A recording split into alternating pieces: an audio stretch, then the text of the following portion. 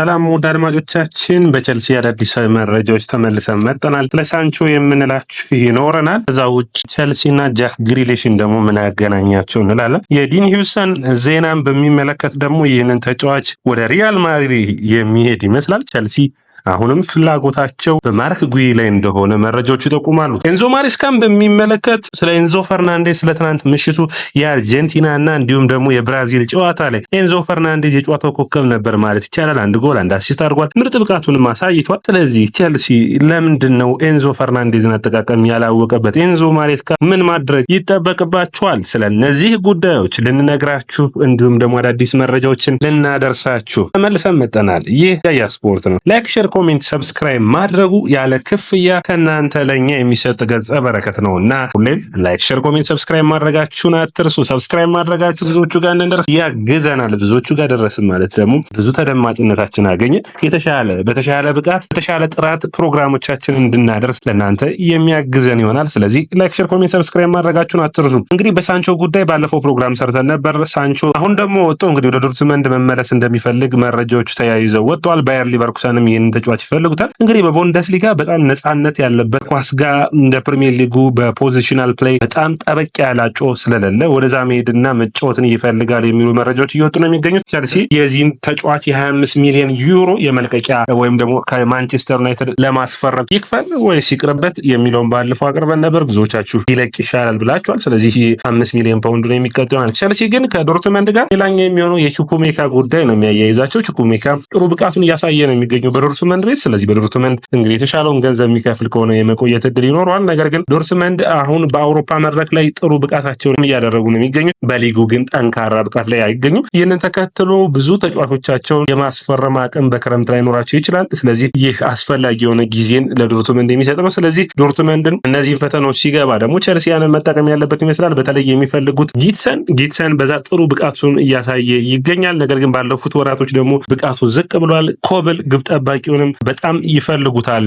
እንግዲህ በጥሩ ፐርፎርማንስ ከሚያደርጉ ተጫዋቾች ውስጥ ግብ ጠባቂው ኮብል አንዱ ነው። ሌላኛው ጊተንስ ነው። ሁለቱንም ቸልሲ ይፈልጋል። ስለዚህ የክረምቱ የዝውውር መስኮት ሲመጣ ምን አይነት ውሳኔዎች እንደሚወስኑ የምናይ ይሆናል። የቶማስ ቱሄል እና የሪሲ ጀምስ ጉዳይ አሁንም አላባራም። የቶማስ ቱሄል አስተያየትን ተከትሎ ነው በአማካኝነት ሚና መጫወት ይሻላል ወይ በሚለው ጉዳይ ነው። እንግዲህ በጨዋታ መጨረሻ ላይ አሉ ቶማስ ቱሄል በጨዋታዎቹ መጠናቀቂያዎች ላይ 10 ደቂቃና 20 ደቂቃ ልታጫውተው ትችላለህ፣ ይህንን ተጫዋች ማለታቸው ነው። ነገር ግን በሙሉ ጨዋታ የመሃል አማካኝ ሆኖ መጫወት አይችልም። ያን እንደ ምክንያት የሚሆነው ደግሞ በመስመሮች ላይ መከላከል ላይ በጣም ጠንካራ ነው። ያንን መጠቀም ይጠበቅበታል። በጨዋታዎችን የማፍጠን የማቀዝቀዝ ብቃት አለው። ያ ጥሩ ብቃቱ ነው። ስለዚህ በመስመሮች መካከል ጥሩ ፐርፎርም ከሚያደርጉ ተጫዋቾች ውስጥ አንዱ ይሆናል። ጎል የሚያስቆጥርበት አቅምም ስላለው ወደፊት ገፋ ብሎ በዚህ ቦታ ላይ ቢጫወት የተሻለ ይሆናል ብለው እንግዲህ ቶማስ ቱሄል ስለ ሪሲ ጀምስ አስተያየታቸውን ሰጥተዋል። እናንተስ ምን ታስባላችሁ? ጀምስ እውነት አማካኝ ወይስ የመስመር ተከላካይ? ኮሜንት መስጫ ቦክስ ላይ የእናንተን አስተያየት ይጠብቃሉ። ለአድማጮቻችን ሌላኛው መረጃ የሚሆነው የጃክ ግሪሊሽን ይመለከታል። ጃክ ግሪሊሽ በፔፕ ጋርዲዮላ ማንቸስተር ሲቲ በ100 ሚሊዮን ፓውንድ መጥቶ ነገር ግን ዘንድሮ የተሻለ ጊዜን እያሳለፈ እንዳልሆነ ይታወቃል። የዛሬ 2 ዓመት ማንቸስተር ሲቲ የሶስትዮሹን ዋንጫ ባሸነፈበት ወቅት በጣም ጥሩ ፐርፎርማንሱ ላይ እንደነበር የምታስታውሱት ነው። ዘንድሮ ውድድር ዓመት ግን 6 ጨዋታ ብቻ ነው የጀመረው። ደሞዙ 300 ሺህ ነው። 29 ዓመቱ ላይ ይገኛል። በኮንትራቱ 2 ዓመት ይቀረዋል። ስለዚህ ብዙዎቹን ይህንን ተጫዋች ወደ ቸልሲ ወደ ኒውካስትል ስሙ እየተያያዘ ይገኛል። ፔፕ ይህንን ተጫዋች መልቀቅ ከፈለገ እንዲለቅ እድሉን የሚሰጠው ይመስላል። ምክንያቱም ደስተኛ አይደለም ፔፕ። ለምን ደግሞ ደስተኛ አይደለም ካላችሁኝ መስመሮች መካከል በሙሉ ብቃቱ ጥሩ ፐርፎርማንስ ላይ አይደለም ብሎ ያምናል። ያንን ውጤታማ እንዲሆን ከተፈለገ የግድ ቡድኑ ቋሚ ተጫዋች ያስፈልገዋል ቸልሲ። ስለዚህ ለቸልሲ ውጤታማ ነው ወይ ብለን ስናስብ ጥሩ ውጤታማ የሚባል ተጫዋች አይደለም። እንግዲህ ጥሩ ብቃቱ ጃክ ግሪሊሽን ከዚህ በኋላ ወደ ሌላ ቡድን የሚሄድ ከሆነ በ8 ቁጥር ሚና ማጫወት ነው። በ8 ቁጥር ሚና ደግሞ የሚያጫውተው ከሆነ የተሻለ ብቃቱን ማሳየት የሚችል ቸልሲ ውስጥ እንግዲህ በ8 ቁጥር ሚና ኤንዞ ፈርናንዴዝ ከዛ ውጭ ደግሞ ከስትራስቡርግ የሚመጣው አንድሬ ሳንቶስ አለ። ስለዚህ እነዚህ የተሻሉ ቦታዎችን የመሸፈን አቅም ሊኖራቸው ይችላል። በኒውካስትል ቤትም ከሄደ ጥሩ ብቃቱ ሊያሳይ ይችላል።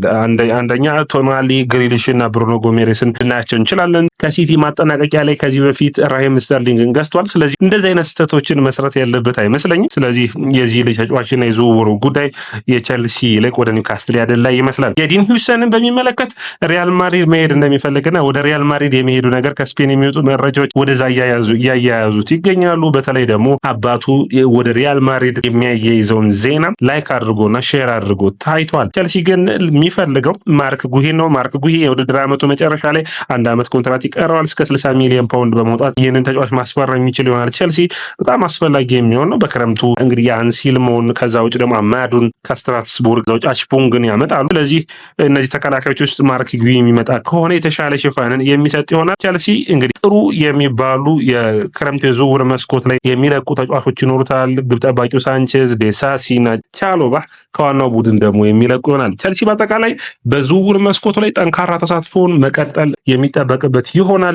ነገር ግን በተከላካይና በአማካኝ እንዲሁም በአጥቂ ሙሉ ሚናቸው ጥሩ የሆኑ ተጫዋቾችን ማምጣት፣ ልምድ ያላቸው ተጫዋቾችን ማምጣት ለቸልሲ ግድ ይለዋል። እንግዲህ ስለ ትናንትናውና ስለ ኤንዞ ፈርናንዴዝ ስለ ትናንትናው አስደማሚ ብቃት እና ጎል አሲስት አድርጓል ለአርጀንቲና ብሔራዊ ቡድን። ሁሌም ኤንዞ ፈርናንዴዝ በጣም ምርጥ ተጫዋች ነው። እሱም ሆነ ማካሊስተር በተለይ በሊቨርፑልም በዛም ምርጥ ነው። ኤንዞስ እንዴት እንደ ማካሊስተር በፕሪሚየር ሊጉ ለምን ከበደው ብለን እንጠይቃለን። አንደኛ የጨዋታ ስታይሉ እንደሆነ ነው። በጥጉ የሚሰለፉ ተጫዋቾች ወሳኝ ናቸው። ለምሳሌ ከተከላካይ ከአጥቂው ጥግን የተሰለፈው በጣም ጥሩ ፐርፎርማንሱን ሲያሳይ ማካሊስተር፣ አለማንዳና ዴፓውል ከፊቱ ከኋላው ነበሩ ማለት ነው። ኦልሞስት በደብል ፒቮት ነው 4-4-2 የሚመስል ነው እንግዲህ ስካሎኒ ያጨዋታቸው ስታይል የነበረው። ስለዚህ አልቫሬዝ ጥግን የተሰለፈው በጨዋታው ላይ ጥሩ ብቃቱን በጣም በሚገባ ማሳየቱ ለቸልሲ አስደማሚ ነው። ለቸልሲ ግን በዘንድሮ ውድድር ዓመት 27 ጨዋታዎችን አድርጎ 4 ጎል እና 5 አሲስቶችን አድርጓል። ኤንዞ ለቡድኑ ያለው ሚና በጣም የተለየ እንደሆነ የተለየ ብቃቱን ቸልሲዎች እንደማየት እንደሚፈልጉ ይጠበቃል። ነገር ግን ያጨዋታ ስታይሉም ችግር እንዳለበት እንግዲህ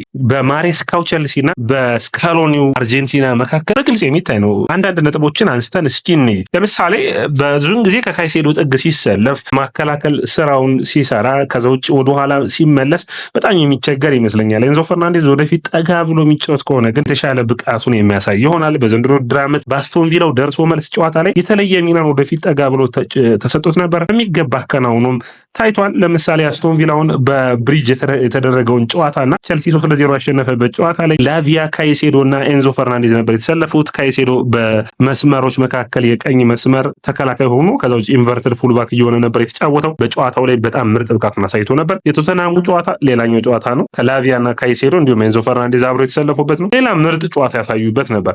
ስለዚህ በአጠቃላይ ካያችሁት በቸልሲ እንደኔ እይታ የኤንዞ ፈርናንዴዝ ብቃት የራሱም ያቋም መውረድ እንዳለ ሆኖ እንደ ቡድን ግን ተሰብስበው ወይም በአካባቢው የሚጫወቱ ተጫዋቾች የተሻሉ ሊሆኑ ይገባል። ከዛ ውጭ ደግሞ ከካይሴዶ ጋር ብቻቸውን በአማካይ መስመር ላይ ከሚሰለፉ ይልቅ ላቪያ የሚያግዘው ከሆነ ዳሪዮ ሲጎ እዚህ ቦታ ላይ መጥቶ በሚቀጥሉት ዓመታቶች ውስጥ ሽፋን የሚሰጥ ከሆነ ኤንዞን ወደፊት ጠጋ አድርጎ ማጫወት የሚቻል ነው። ለምሳሌ በቀጣይ ቶተናም በሚገጥሙበት ጊዜ ወደ ቀኝ መስመር ላይ ማዱዌኬ የሚሰለፍ ከሆነ ማዱዌኬና ፓልመርን መጠቀም፣ ማዱዌኬን ወደ ግራ መስመር መውሰድ ይቻላል። ኤንዞን ላቪያንና ካይሴዶን የምናይበት መንገድ ቢፈታ የተሻለ ብቃትና ለቸልሲም ባላንስ ማድረግን የሚችል ነው። ኤንዞ ፈርናንዴዝ በጣም ጥሩ ከሆነ ከጃክሰን ጋር ጃክሰን በሙሉ ብቃቱ የሚመለስ ከሆነ ጥሩ ፐርፎርማንሳቸውን ያሳያሉ ተብሎ ይጠበቃል። ነገር ግን አሁንም ቢሆን የኤንዞ ፈርናንዴዝ አቅምና ብቃቱ እንዳለ ግን የትናንትናው የአርጀንቲና ጨዋታ የሚያሳይ ነው። ትናንት እንግዲህ አርጀንቲናን 4-1 ነው ያሸነፉት። ብራዚል እንግዲህ ብራዚል አስደናቂ ቡድን ነው ለማለት አይቻልም እንደባለፉት ዓመታቶች። ነገር ግን